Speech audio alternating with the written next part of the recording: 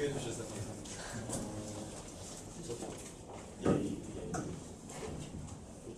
한살림 조합원이고요. 제 집사람만 조합원으로 되어 있었다가 제가 이제 서울 한살림 감사로 선출되기 직전에 한살림 조합원으로 가입한 지 한 지금 4년째. 그리고 녹색당의 친구들로 되어 있었고요. 사실 지금 민주주의가 생사기로에 있는 상황이잖아요. 국정원 사건을 말씀드리는데요. 그런 엉뚱한 시기에 뭐 이렇게 먹을거리 문제로 말씀드리는 게 좀 한가하지 않을까 뭐 이런 생각을 할 수 있을 것 같습니다. 그러나 저는 바로 민주주의 문제를 제대로 우리가 성취해내는 것, 거기서 이 먹을거리 문제가 중요하다고 생각을 하고 나왔습니다. 이를테면 가령 뭐 적절한 비유인지 모르겠습니다. 개성공단 말씀드리면 지금 개성공단 누구 가는지 모르겠어요. 3개월이 근데 개성공단은 열어야 된다. 개성공단 문 열지 않으면 먹고 살기 힘들다. 이렇게 말하는 분들이 주변에 사실상 없죠. 물론 이제 텔레비전에 개성공단 저기 좋아하는 기업 협의회 분들이 계시고, 즉 남의 일로는 우리가 알고는 있지만 막상 우리 주변에 즉 민주주의라는 것이 민주주의가 후퇴하고 민주주의가 뭔가 약화되면은 그것으로 인해서 삶의 지장을 받는 사람들이 정말 많이 있어야 되는 그런 민주주의가 우리에게 필요하다고 생각합니다. 가령 개성공단이 문을 닫으면 실상 우리가 많이 보는 대다수 많은 사람들이 살기가 어려워지게 된다는 거죠.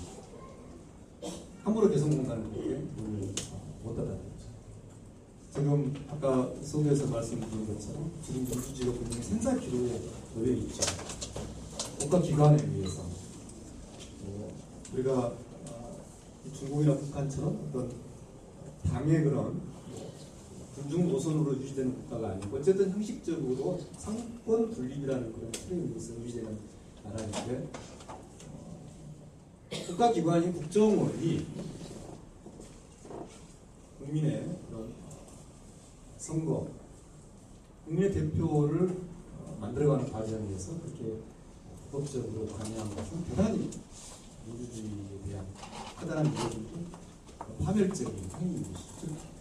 우리 민주주의가 정말 생사기로에 놓여있는 상황인데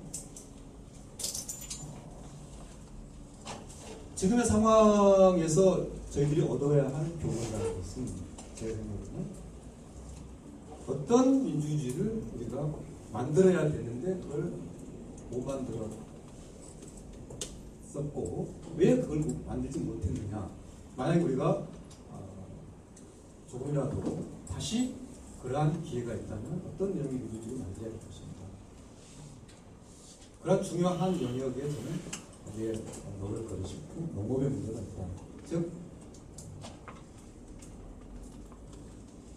농업과 먹을거리로 유지되는 그 틀, 그 짜임새가 민주주의를 통해서 전진하고 내용이 성취되고 담보되는 그런 틀을 우리가 같이 만들어야 된다고 생각합니다. 물론 그러기 위해서는 역시 중요한 그런 어떤 정치적 힘도 같이 가져야 되겠죠. 그런 서로 말씀을 드리고 싶습니다. 그래서 제가 최근에 중요하게 좀 연구하고 있는 것 중에 하나가 농업 이야기하고 조금 동떨어진 부분입니다만 요즘 제 생각을 좀 강조한다는 의미에서 어떤 공공협회라는 개념을 많이 생각해 보겠어요. 이를테면 자 택시를 이제 대중교통으로 인정할 것인가 말합니다. 그래서 택시에 국가 지방자치단체 보조금을 지원할 것인가 말 것인가. 그런 토론과 그런 논의에 저는 택시 노동자가 참여할 수 있지 않을까 생각합니다. 그렇게 하려면 택시협회, 택시산업협회, 우리가 생각할 협회가 많잖아요. 자동차 협회도 있고, 뭐 아이폰 이런 스마트폰이나 핸드폰 만드는 뭐 그런 전자 관련 회사의 협회도 있고, 사회 곳곳에 그런 협회들이 있는데, 저는 그 협회에 회사들만 참여하는 게 아니라 그 산업에 종사하는 근로자들의 대표도 그 협회에 저는 같이 참여하는 틀이 필요하다. 그래서 이를테면 택시 정책을 어떻게 펼 것인가. 정말 그게 대중교통으로서 의미가 있다면 그런 정책이 실제로 택시 근로자에게 구체적인 삶에 도움이 되는 방향으로 어떻게 갈 것인가. 그렇게 하려면 결국은 택시 노동자들이 택시 산업 정책에 직접적으로 참여할 수 있는, 즉 요즘 이익단체로 전락한 그런 많은 협회들을 그 협회 그 산업에 종사하는 근로자들의 절반이 참여하게 하는 것. 대단히 저는 제가 지금 중요하게 생각을 하는 거죠. 네덜란드의 산업조직법이라는 법이 있는데 그 법은 바로 네덜란드의 각 산업협회들에게 그 협회들을 구성할 때 사용자 회사 측 대표가 절반, 그 산업계에 종사하는 근로자들이 절반, 그렇게 해서 협회라는 게 만들어집니다. 그래서 그 협회가 정부의 그 협회 관련 산업 정책, 예를 들면 건설협회, 대한건설협회가 왜 뭐 롯데나 삼성이나 그런 큰 건설 회사들만의 협회가 돼야 될까요? 건설 산업에 종사하는 근로자들도 건설 산업 정책의 파트너로서 그 협회 절반을 구성하는 거죠. 그런 민주주의를 저는 많이 생각하고 있습니다. 그렇게 됐을 때 만약에 지금처럼 민주주의가 퇴보한다. 그렇게 퇴보될 수 있을까요?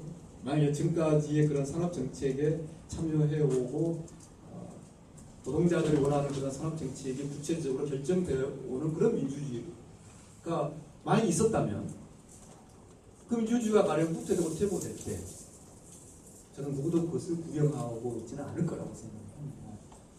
오늘 우리 이 먹을거리의 문제가 단순히 물론 중요한 문제이긴 하지만 단순히 우리의 가정, 우리의 사무실에서 먹는 그런 어떤 차원의만의 문제가 아니라 우리가 성취해내야 될 민주주의의 중요한 요소다. 그런 점을 중심으로 좀 말씀드립니다. 저도 좀 앉아서 말씀드리겠습니다. 농민의 역량은 많이 대단히 스프니 기능가 많이 약해졌어요. 그걸 결코 우리가 농민을 탓하는 것은 아닙니다만, 그럼에도 농민이 해야 될 역할들은 많습니다만, 그러나 지금 이 자리에 있는 우리들의 입장에서는 이제는 우리가 해야 될 일을 좀 더 많이 하잖아요. 어떤 일을 해야 되느냐? 결국은 크게 보면 저는 소농이 주도하는 정확한 저도 그 용어를 무엇으로 분류해야 될지 모르겠습니다만 10분 체계를 우리가 적극적으로 만들어내야 됩니다. 한살림이나 녹색당이나 또 다른 생애, 청년인, 도시 소비자, 시민. 결국은 소농의 그런 작은 소농의 현실을 우리가 냉정히 보고 마치 뭐 국가가 무슨 얼마 뭐 1년에 뭐 얼마 쏟아 부어주면 된다. 그런 게 아니라는 거죠. 제가 최근에 굉장히 무료한 것 중에 어떤 여성 노동단체에서 정말 열심히 해서 꾸러미 사업이라는 것을 정말 현실적으로 열심히 해왔어요. 근데 그게 보니까 아까 이제는 정부조차도 이른바 6차 산업을 이야기하고 그러는 거죠. 그러니까 공무원들이 봤을 때 뭔가 새로운 것처럼 보여요. 꾸러미 산업이. 그죠? 뭔가 좀 잘 되는 것 같기도 해요. 그냥 아무런 정부에서 지원을 해주지도 않았는데 막 자들끼리 모여서 재밌게 하고 또 유지도 되고 또 사람들도 모이고 그러니 그걸 살짝 가져가요. 정부에서. 그래서 1년에 몇 월씩 준다고 그래요. 주겠다고 해요.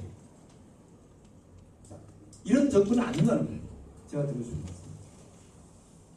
1년에 몇 억씩 소농에게 주는 그런 방식이 아니라, 그렇게 지속 불가능한 방식이 아니라, 지금의 현실의 소농을 인정을 하고, 그 소농이 촘촘히 어떤 틀 속에 놓여서 그 틀 속에서 생활을 유지하고 지역을 유지시킬 수 있는 그러한 사회적인 제도, 사회적인 틀, 사회적인 구조, 그것을 우리가 만들어야 된다. 그건 제가 처음에 말씀드린 대로 그런 것이 우리 민주주의의 중요한 내용이 돼야 됩니다. 소롱의 그런 작은 현실, 작은 관계, 지역사회에서 소롱이 가지고 있는 자원량이 사실, 이런 말씀 드리면 죄송합니다. 사실 보잘것이 없죠. 도시 사람들 입장에서 봤을 때. 소롱이 1년에 조수입이 얼마일 것 같습니다. 네. 그분들이, 자, 지금 우리가 생각할 때는, 제가 생각할 때는 마치 한산일인과 관계 맺고 있는 그런 분들만 우리는 생각을 하겠지만 그것이 아니라 보통의 소농들이 도대체 그 지역에 같이 협동하고 같이 일할 동기적인 소농이 어디에 있겠습니까? 현실적으로. 대단히 자원 면에서나 그런 관계 면에서 대단히 열악한 소농을 전제하고, 그러나 그 소농이 가정을 유지하고 살림을 유지하고 그 지역을 유지할 수 있게 하는 그런 방식, 그런 틀, 그러한 체계를 어떻게 만들 것인가. 그것을 모르겠습니다. 저도 이름을 정확하게 잘 붙이는 사람은 아닙니다. 소농 밥상 무슨 시스템이라고 하든지 무슨 어쨌든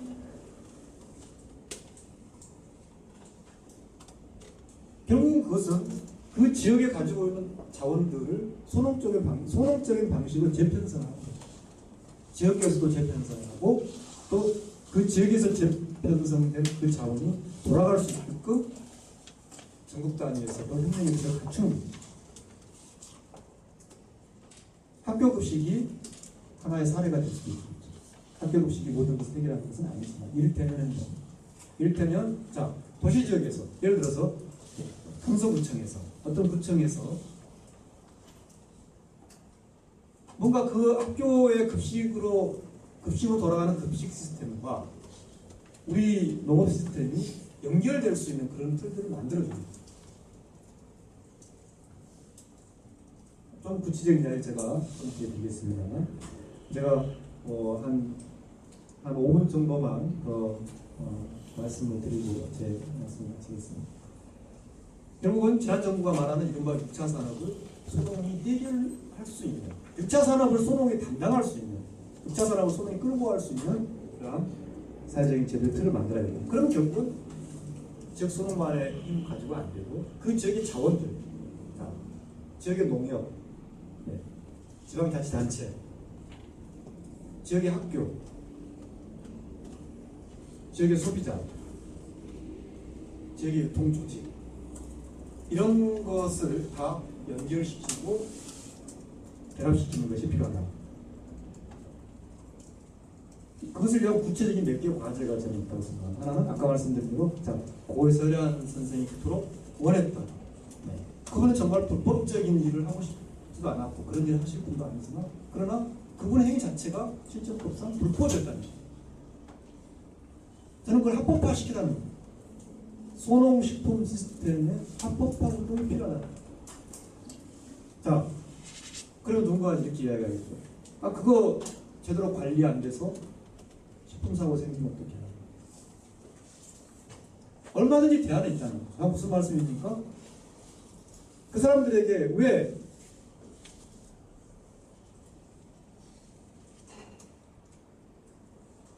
대기업 식품, CJ라든지 풀무원이라든지 그런 쪽에 요구하는 시설 기준과 왜 동일하게 요구합니까? 자, 어떻게 하면 됩니까? 군청에 다 식품위생 공무원들 있잖아요. 그 공무원들이 다 돌아다니면서 점검하고 인증해주면 됩니다. 그 서일환 선생님이 도대체 무슨 거기서 뭐가 얼마나 들어간다고 거기에 무슨 식품 사고 요인이 거기에 뭐가 들어가겠어요? 안 그럴까요? 지역에 있는 지자체가 또는 지역에 있는 대학이나 이런 곳이 자 이러한 6차 산업을 주도하려고 하는 그런 소농들에 대해서는 가서 확인을 하고 지도를 하고 도와주고 인증을 해주면 되는 거죠. 이분들이 예를 들어서 아까 제가 시간 관계상 그 매주 사건 이야기를 못 드렸습니다. 유기농 콩으로 매주를 만들어 팔았다니까 어떤 거죠? 벌금을 전과자가 됩니다. 왜? 매주 식품 판매 신고 안 하고 파는 거예요. 자, 공무원이 가서 매주를 어떻게 제조하는지 가서 보는 거죠. 그렇게 해서 아 이분이 충분히 비록 번듯한 시설을 없다고 하더라고요. 그렇죠? 자, 지금의 소농에게 시설을 요구할 수 있습니까? 시설을 요구하는 것 자체는 소농을 나가라는 거예요. 제가 관계에서 충분히 말씀 못 드렸습니다만 전혀 각 지역마다 다 술뿐만 아니라 다 식품 체계들이 다 있었단 말이에요. 각 지역 곳곳마다 다 그 지역의 농업과 그 지역에 내려오는 그런 식품 지식과 그 지역의 자연환경의 근거가 다 먹을거리 시스템들이 다 있었단 말이에요. 지금 우리가 굳이 이제 와서 로컬 푸드 이야기 하죠. 그것도 물론 좋습니다. 그러나 마치 로컬 푸드라는 게 외국에서 로컬 푸드라는 용어가 들어와가지고 뭔가 새로운 그런 거 아니죠. 이미 100년 전에 다 있었던 거죠. 없었으니까? 그럼 그게 없었다면 100년 전에 우리 지역에 사는 사람들은 뭘 먹고 살았어요? 100%다 자기 집 농밭에서 난 것만 먹고 살았습니까? 아니는 다 그 지역사회의 어떤 사회문화에 필요한 다 먹을거리의 문제, 아까 제가 말한 사회가 지역사회에 유지하기 위한 식품 문제를 해결하는 방식이 다 있었단 말이죠. 다 있었던 거예요, 100년 전에. 그러나 그게 어떻게 됐습니까? 이른바 서양식의 식품위생 기준이 하셨어요. 예를 들어서 뭐 이를테면 무슨 뭐 납은 뭐 몇 그램 이상 그런 거 있어요. 자 그렇게 하면 어떻게 합니까? 납이 검출되는지 안 되는지 시스를 가지고 있어요. 다시 이야기 아까 말씀 돌아오면 소농식품 시스템 합법화해야 된다. 합법화는 가능하다.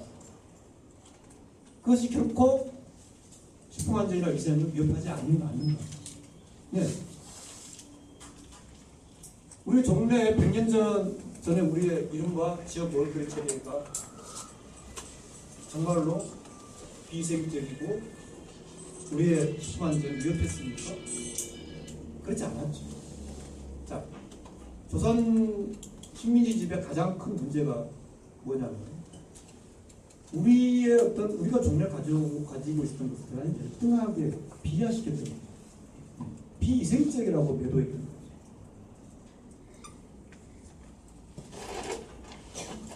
물론 이렇게 말할 수도 있겠죠. 종래의 그런 먹을거리 체계는 생산성이 아니에요.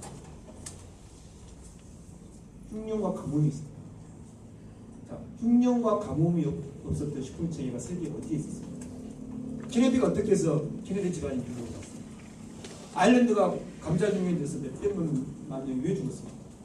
그런 이유로 그러나 누가 아일랜드 식품 체계가 열등하고 비이생적이라고 누가 이래요?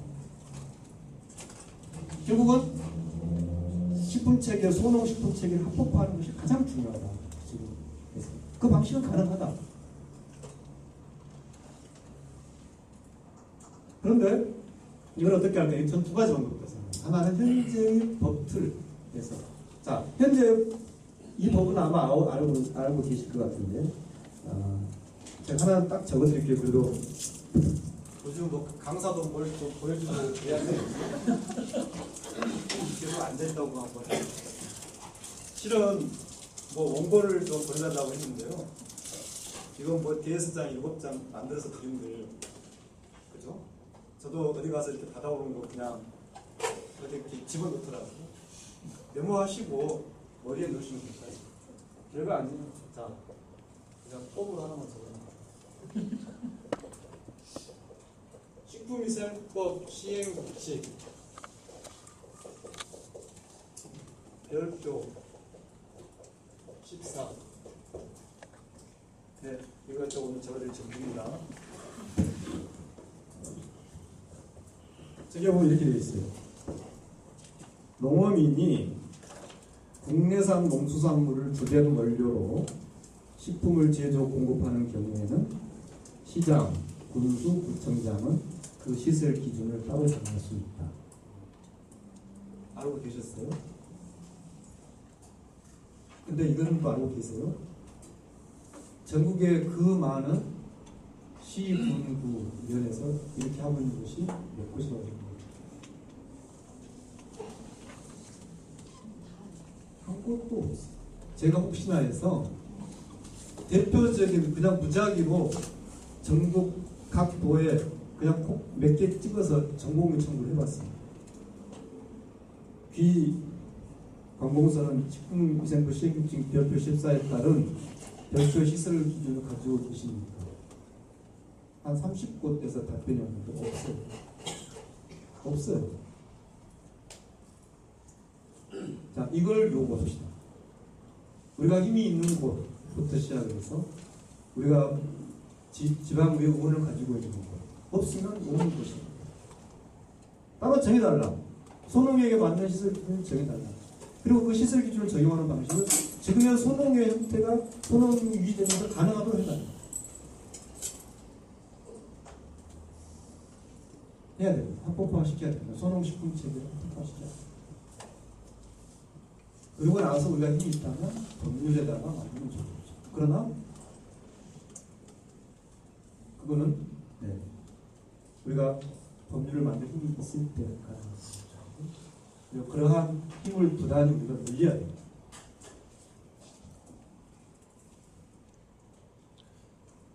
자, 두 번째는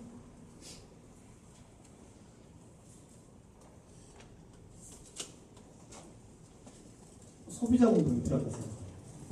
그러니까 여기 이제 한사님도 계시고 녹색당도 계시지만, 자, 언제부터 왜 일반 시민의 대중적 소비자 운동이 비록 촬영을 하고 있으면 제가 솔직히 말씀드립니다. 왜 소신호가 그 대표자가 돼야 되죠? 언제부터 일반 시민 소비자 운동을 왜 소신호가 다 해야 됩니까? 왜 한사림이나 녹색당이나 아이컵생협이나 이런 사람들은 그냥 유기농업이나 무슨 어떠한 분야의 소비자, 심지어 어디 가니까 지난번 토론회 가니까 한살림이라고 하는 비GMO 판매처에서 더 팔기 위해서 GMO 반대운동을 한다 이런 이야기 하는 사람이 있는데 언제부터 대중의 일반 소비자 운동이 어디로 갔습니까? 왜 우리는 그런 특별한 그런 소비자로 그렇게 돼야 되는 거죠? 제 말씀은 뭐냐면은 소농적 식품체계가 유지하고 존재하기 위해서는 반드시 소농식품체계를 지지하고 후원하고 강화하는 소비자들의 힘이 필요합니다. 그죠? 물론 지금까지 그 역할들을 한사님과 많은 분들이 해왔죠. 그러나 그 영역, 이른바 아까 참 제일 많은 박수를 받으신 분들이 뒤에 본다. 그 지휘가 일반 시민이시던데, 그러나 우리도 다 일반 시민입니다. 아까 그 상황을 다시 한번 반추해 보세요. 한살림 누군가니까 박수 잘해요. 그러나 일반 시민과 박수가 커요. 이게 여기만 그럽니까? 놀랍게도 국회에서도 그래요. 한살림도 왔습니다. 그런 사람. 아니, 언제부터 일반 소비자, 뭔가 그런 어떤 그 대중적인 그런 소비자 운동이 한살림이랑 우리하고 아닌 것처럼 그렇게 된 거죠. 저는 필요하다고 봅니다. 그러니까 뭐냐면, 이러한 소농식품 체계를 뒷받침해주는 좀 더 보편화되고 좀 더 일반적인 소비자 운동이 필요하다. 그리고 그것이 꼭 무슨 전국적으로 엄청난 대규모 조직이 필요 없어요. 일본 소비자 연맹이라고 있지 않습니까? 일본 소비자 연맹이 무슨 전국적으로 큰 조직도 아니죠. 그러나 나름 일본에서 소농식품 체계를 뒷받침하는 소비자 운동을 한답니다. 물론 일본에도 많은 생협들이 있죠. 그러나 생협과는 제가 말씀드린 그런 일반적인 소농식품 체계의 소비자 운동과는 약간의 어떤 구별될 필요가 있습니다. 왜냐하면 생협은 한편으로는 물론 자 어떤 생협으로 가느냐, 네. 여러 가지 생협이 있을 수 있겠죠. 산살림적인 또는 뭐 아이국적인 또 다른 문예라고 그래라고 여러 생협에 그리고 당연히 저는 생협은 다양해야 한다고 생각합니다. 제가 뭐 어느 생협에 대한 제가 생각은 없는 건 아니지만 그걸 말씀드리려는 것은 아니고요. 제가 드리고 싶은 말씀은 자 제가 말씀드린 그런 일반적인 차원의 소농식품체계 소비자 조직이 필요하다는 그것을 단지 지금의 생협이 그걸 다 할 수는 없다. 왜냐하면 경우에 따라서는 생협이 어떤 아까 제가 말씀드린 국회에서 들었던 그런 이상한 소리처럼 전체 일반 소비자를 대표한다기보다는 어떤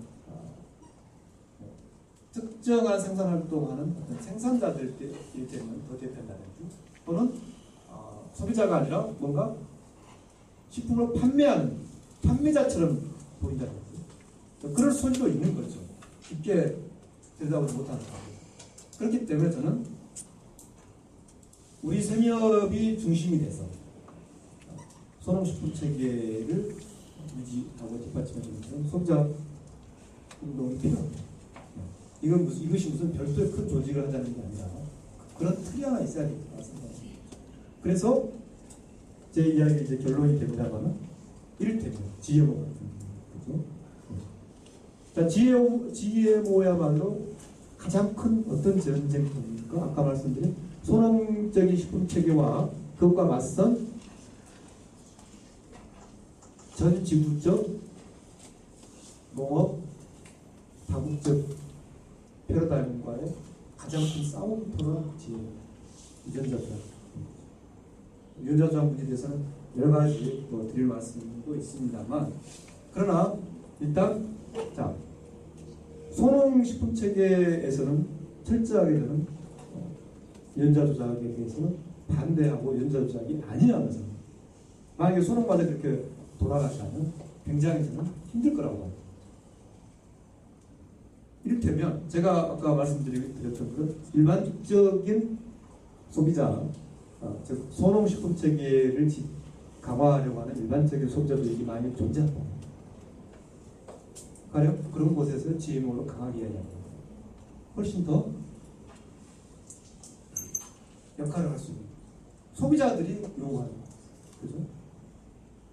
자, 우리도 일반 시민 아닙니까? 아까 물론 제가 좋습니다. 일반 시민들 받았던 박수 저도 세게 쳤습니다. 그런데 그러면 우리는 일반 시민이 아니니까. 그죠? 제가 예를 들어서 말씀드립니다. 이렇게 해서 좀 더 우리가 어떤 식품 체계에서 소농의 역할이 강화될 수 있는 사회적인 틀, 그런 제도들을 만드는데 소비자들의 목소리가 반영되는 그런 틀이 필요하다. 마지막으로, 네. 우리 나름대로 노력을 하지만 부족하죠. 소농이 가려고 이미 지금 MB 정부 때 6차 산업 이야기하는 이야기는 뭡니까?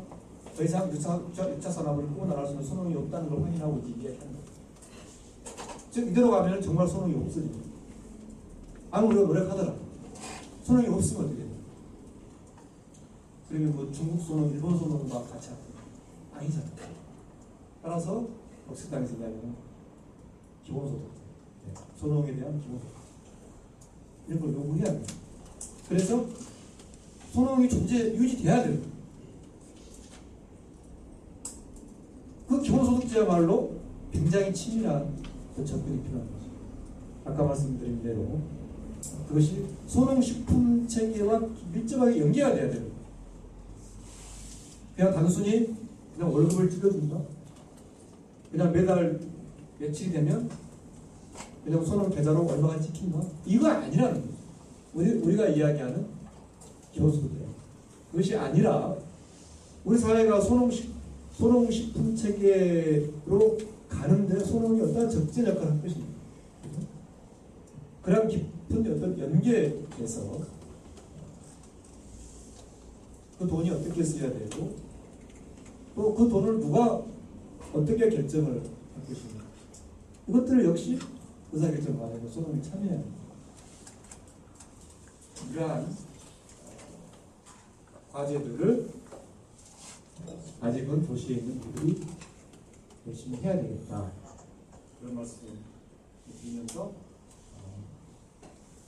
무려 1시간 넘게 보험자에게 말씀을 드려보겠습니다. 네, 경청해 주셔서 감사합니다.